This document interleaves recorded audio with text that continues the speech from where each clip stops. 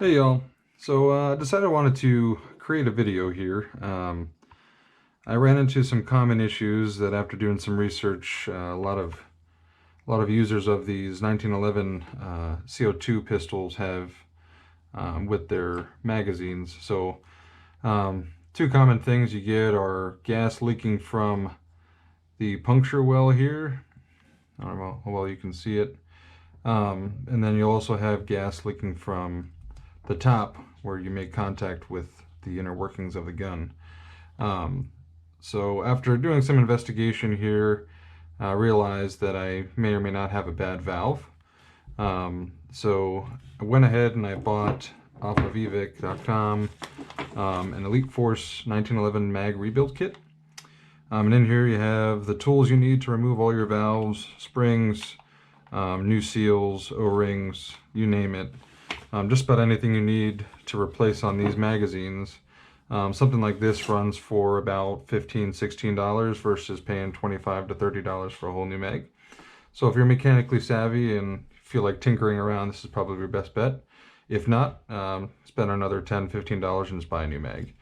So today we're going to show you how to disassemble the valve on this particular magazine, and we'll test it and give it a shot.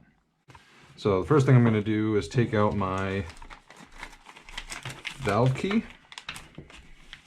Take that out. So you just fit a little flathead in there.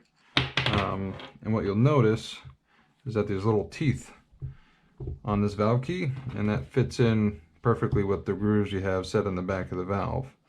So you'll set that right over top, and then take your flathead and twist counterclockwise.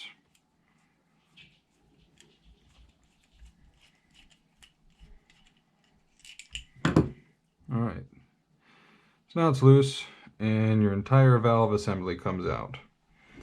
So a couple things to note. Before you go ahead and decide you're going to go and replace all of your valves and O-rings and, you know, determine that your entire magazine is catastrophically failing, go in there and make sure that this is tight, because there's very little wiggle room for when this thing starts to loosen up for it to break the seal on this tiny O-ring that's located in the inside of this chamber. So it's hard to see it. I got a little work light here. Yeah, you probably won't see that. But very far back in there you have a shelf basically. And on that shelf sits an O-ring, and then that O-ring depresses to the white part on this valve, and that's where you're creating your seal. And then when this valve is depressed by the gun, this little pin extends out, which then opens up the valve and allows the CO2 to enter the chamber and then follow up through the rubber seal up here. So a common misconception that I've seen on a lot of videos online is that it's this rubber seal that's your problem, and people take that apart and I've seen grease, glue, you name it. In all reality, that's really not doing anything for you. Your real problem is the mating surface of this valve to that O-ring inside this chamber. So for me, I've tried tightening this thing, I've tried cleaning everything out, putting some airsoft lube in there, and no luck. So I more than likely either have a defective O-ring or a defective valve. So we'll give this a shot. So on second thought, I'm probably going to disassemble the entire upper assembly because that gives me more access to that O-ring. So what I'm going to do is potentially grab a block of wood real quick. Welcome to my Airsoft Wall of Fame. Alright. So I'm going to prop this up on a piece of wood. You're going to see that there's a little pin here. Alright. And that's what you're going to want to use to punch out. And that will allow this entire assembly to pop out the top. Let's take a small pin. Hit it with a hard object. This should be a hammer, but I'm just making do with what I got. Alright, there's your pin. These pins have one side that is rough and meant to catch it. And there we go.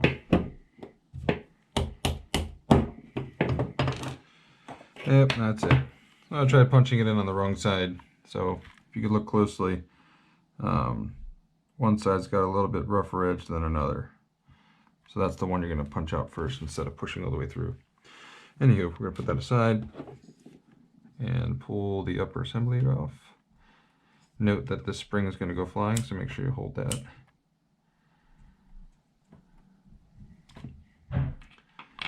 Alright, grab this guy.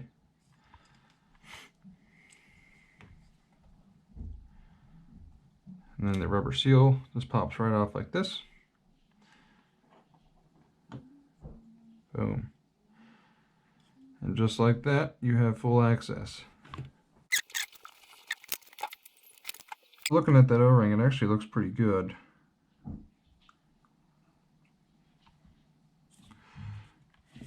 So what I'm going to do here is just take the new valve and make a swap with it. If I can get it out. And obviously, you know, if there's other components of your magazine that are still working, leave them be. Don't fix what's not broken, right? You'll have these spare parts in the future. If for whatever reason those components fail, you'll have them ready to rock and roll. So here's your new valve compared to the old. Slight differences. This one's got some yellow distortion / markings on it, so I don't know if that means that it's fatiguing or what exactly is going on there, but just something to note. So now that you got your new valve, put it in exactly how you took it out. Oh, fumble fingers. Grab your key.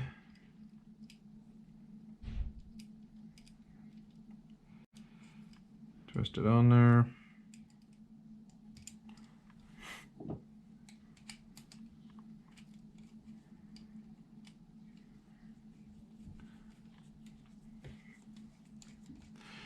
You're not going to want to over tighten this because then you'll over compress your O-ring and create gaps in that fashion, but make sure it's snug. Good deal. Alright, so now that you got a nice snug fit, it just so happens that the lines or the threaded lines on the valve are perpendicular to the ground there, so then you're going to replace your rubber seals. I like to use a flathead just to make sure it's pushed in there, and all that does is prevent CO2 from leaking out and around your magazine and allows it to funnel up into the chamber of your gun. Otherwise you'll just have some leaking gas when you pull the trigger. Not per se a steady leak from the CO2 cartridge, but you'll lose efficiency on your handgun. Then you replace your collar. Fits snug right over top. And last but not least, you're going to replace your pin. So you're going to want to make sure that this is in alignment. There we go. Push it in by hand. And then you're going to have to tap it in the rest of the way to get past those threads. I'll just use the back of my...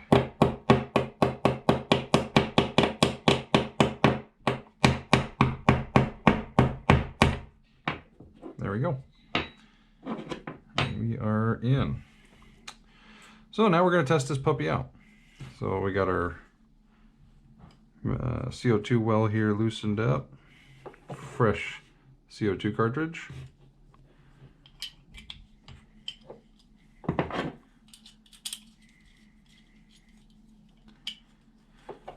Alright. So here's a moment of truth. Typically, with a bad valve, as soon as you break the seal in your CO2 cartridge, all of the CO2 sprays out the top of this rubber nozzle. So if it doesn't spray, we know we got it.